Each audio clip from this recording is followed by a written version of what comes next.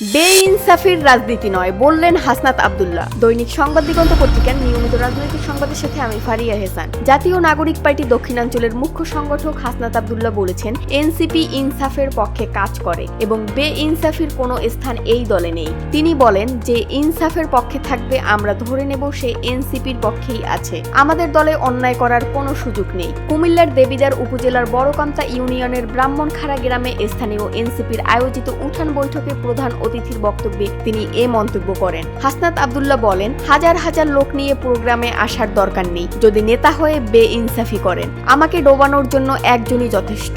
তিনি আরো যোগ করেন, আমরা হোন্ডা গুন্ডার রাজনীতি করব না। আগে যার পেছনে যত মোটরসাইকেল ও গুন্ডা থাকতো তাকেই বড় নেতা ধরা হতো। সেই সময় শেষ হয়ে গেছে। প্রকৃত নেতৃত্ব আসবে নেতার গুণাবলী থেকে। তিনি জানান, জনগণের পাশে থাকতে জনপ্রতিনিধি হওয়ার দরকার নেই। সত্য বলার জন্য কোনো রাজনৈতিক শেল্টার প্রয়োজন নেই। তবে সত্য বলায় বাধা এলে আমি পাশে থাকব।